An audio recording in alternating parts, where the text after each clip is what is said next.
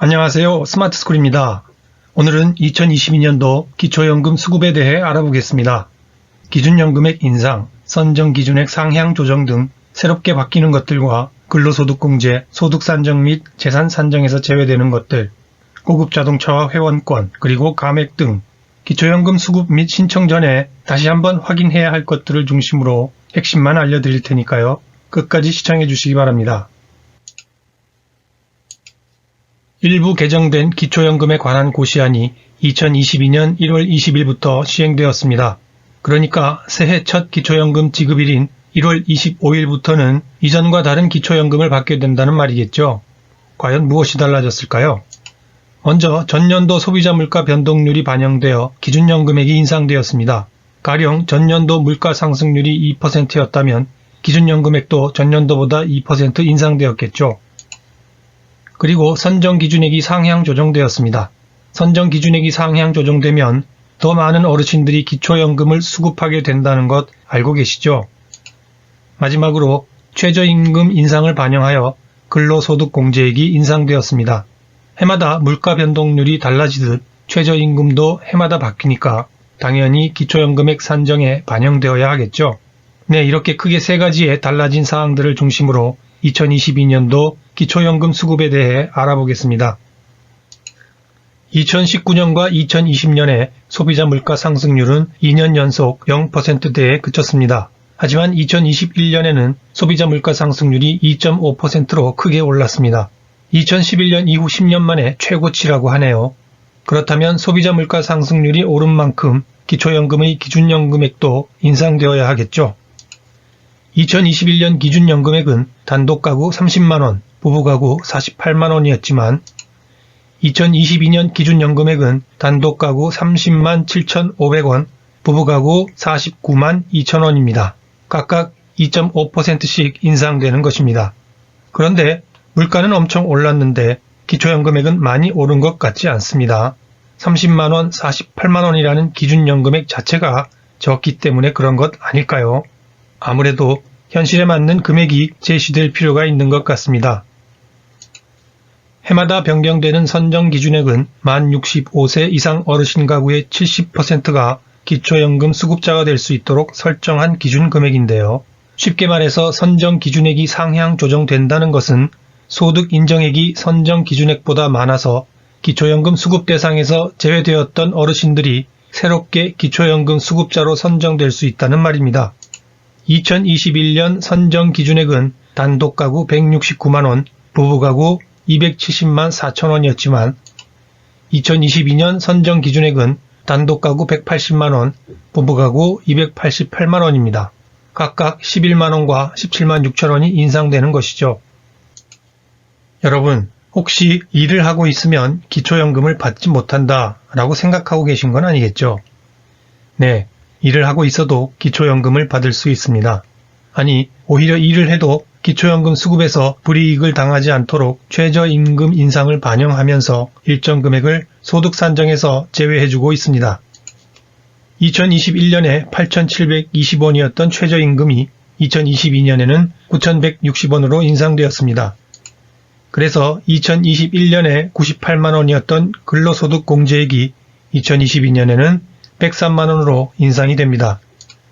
다시 한번 정확하게 말씀드리면 상시 근로자로 근무하시는 분들의 경우 2022년에는 월 상시 근로소득에서 103만원을 공제한 후 다시 30%를 추가로 공제합니다. 이 부분에 대해서는 잠시 후에 다시 설명드리겠습니다.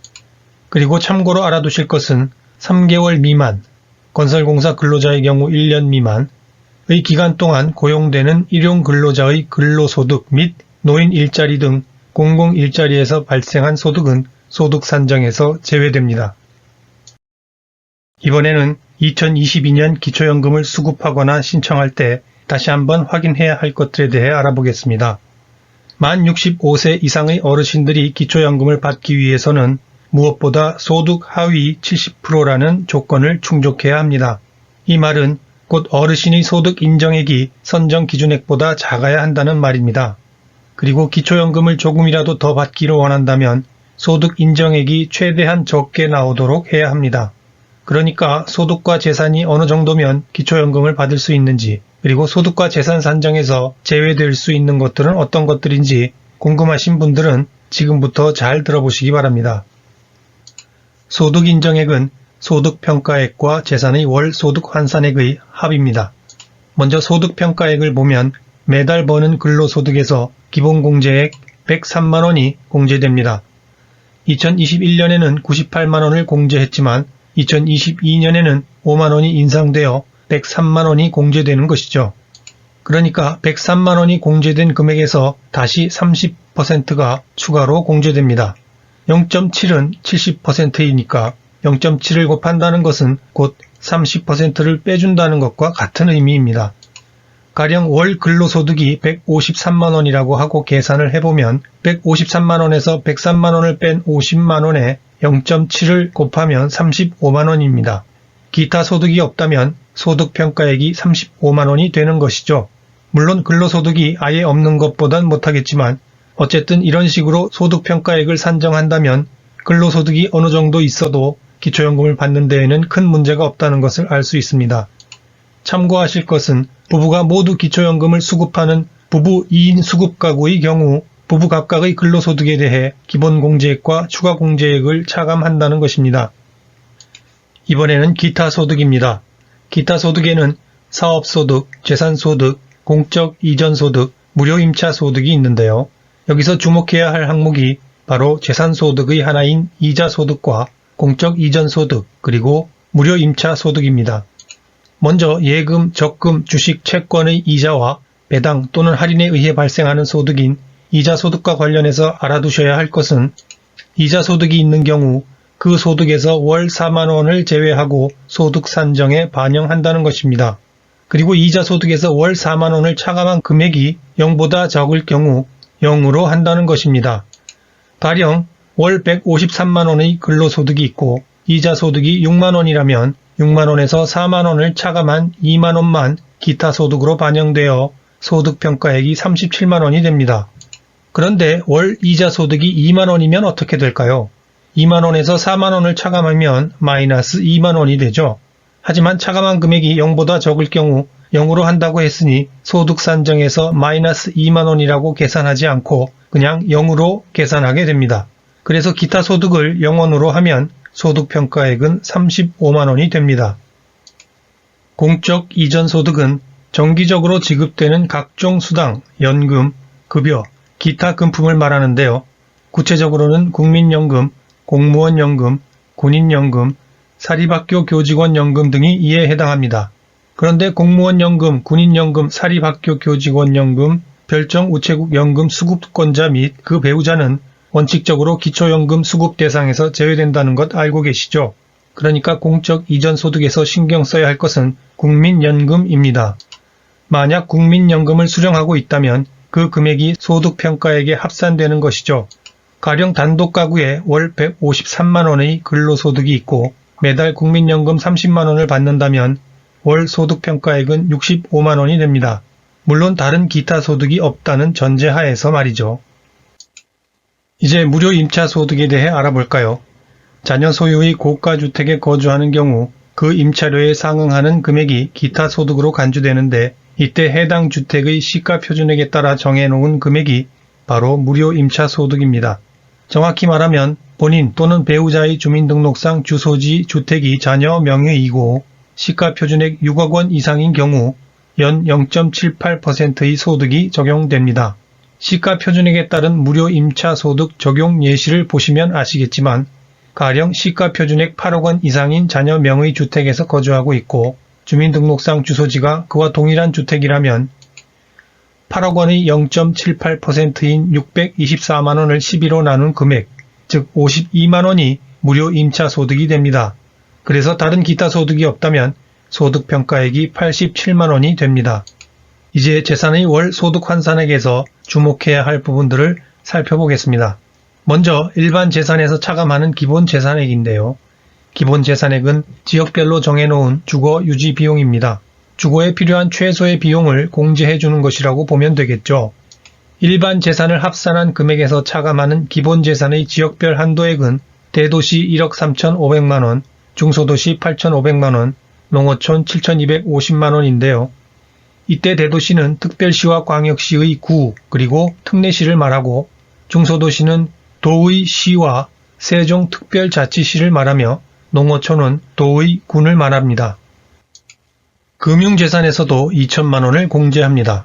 금융재산이란 은행 등이 취급하는 예금, 적금, 보험금, 공제금, 주식, 채권, 수익증권, 어음, 수표 등의 금전 및 유가증권을 말하는데요.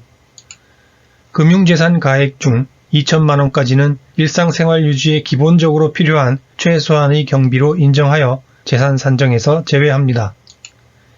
기본재산은 대도시 기준으로 1억 3,500만원까지 공제되었지만 금융재산은 거주지역과 상관없이 2천만원까지만 공제됩니다. 즉 재산 규모가 같아도 금융재산 비중이 높으면 기초연금에서 탈락할 가능성이 높습니다. 고급 자동차 및 회원권 가액의 합산입니다.